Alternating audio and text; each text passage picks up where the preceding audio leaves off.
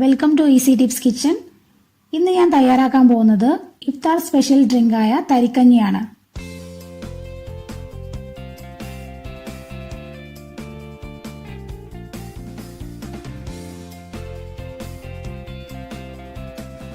ഇനി ഇതെങ്ങനെ ഉണ്ടാക്കുന്നതെന്ന് നോക്കിയിട്ട് വരാം. ഇത് ഉണ്ടാക്കാൻ വേണ്ടി ഒരു പാത്രത്തിലേക്ക് 2 കപ്പ് പാലും 1 കപ്പ് വെള്ളം കൂടെ ചേർത്തിട്ട് നന്നായിട്ടൊന്ന് തിളപ്പിച്ചെടുക്കണം. അതിനുവേണ്ടി വെച്ചിട്ടുണ്ട്. ഇതിപ്പോൾ അങ്ങനെ ജസ്റ്റ് തിള വന്നുകൊണ്ടിരിക്കുന്നുണ്ട്. നന്നായിട്ടൊന്ന് ഇളക്കി കൊടുത്തിട്ട് തിളപ്പിക്കാം. നന്നായിട്ട് തിളച്ച് വന്നിട്ടുണ്ട്. ഇനി എന്ത് ചെയ്യണമെന്ന് വെച്ചാൽ ഇതിലേക്ക് കുറച്ച് കാര്യങ്ങൾ നമ്മൾ ചേർത്ത് കൊടുക്കണം. ഒരു നുള്ളു ഉപ്പ്, അത് കൂടുതലായി പോകരുത്, ടേസ്റ്റിൽ വ്യത്യാസം വരും. ഇനി ഇതിലേക്ക് ചേർക്കാനുള്ളത് 2 ഏലക്കായയാണ്. ജസ്റ്റ് ഒന്ന് പൊളിച്ചിട്ട് ചേർത്ത് കൊടുത്താൽ മതി. ഇനി ഈ സമയത്ത് ഏലക്കായ കടിക്കുന്ന ഇഷ്ടമില്ല എന്നുണ്ടെങ്കിൽ 1/4 ടീസ്പൂൺ ഏലക്കാപ്പൊടി ചേർത്താലും മതി.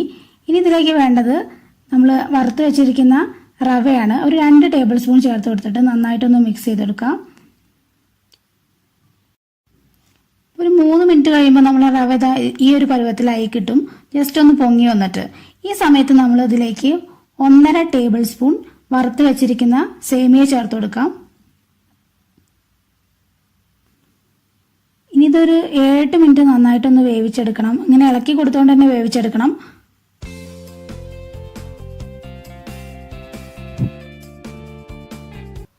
ഇതിപ്പോൾ 8 മിനിറ്റ് കഴിഞ്ഞിട്ടുണ്ട്. നമ്മുടെ സേമിയ റവ എല്ലാം കൂടെ നന്നായിട്ട് വെന്ത് വന്നിട്ടുണ്ട്. ഇനി ഇതിലേക്ക് ഒരു 3.5 ടേബിൾ സ്പൂൺ പഞ്ചസാര ചേർത്ത് കൊടുത്ത് നന്നായിട്ടൊന്ന് മിക്സ് ചെയ്തിട്ട് ഒരു 1-2 മിനിറ്റ് ഒന്ന് തിളപ്പിച്ചെടുക്കണം. അതിനുശേഷം നമുക്ക് ഇറക്കി വെക്കാം.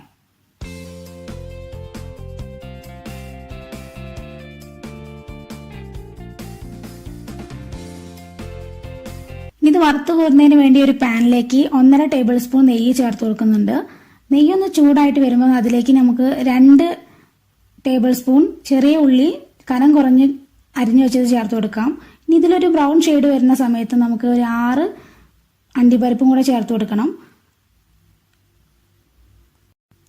ഇനി കാഷ്യൂസിന്റെ കളർ ചേഞ്ച് ആവുന്ന സമയത്ത് നമുക്ക് ഒരു 10-12 ഉണക്കമുന്തിരിയും കൂടെ ചേർത്ത് കൊടുക്കണം. എന്നിട്ട് നന്നായിട്ടൊന്ന് ഫ്രൈ ചെയ്തിട്ട് നമുക്ക് തരി കാച്ചിയിലേക്ക് ഒഴിച്ചു കൊടുത്തിട്ട് ഒന്ന് മിക്സ് ആക്കി കൊടുക്കാം.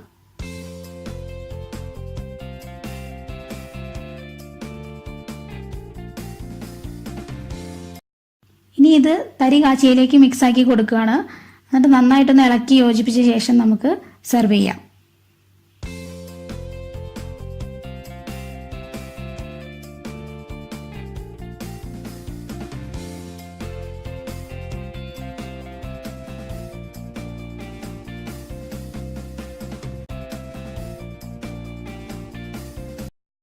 അപ്പോൾ നമ്മുടെ തരിക്കഞ്ഞി റെഡി ആയിട്ടുണ്ട്.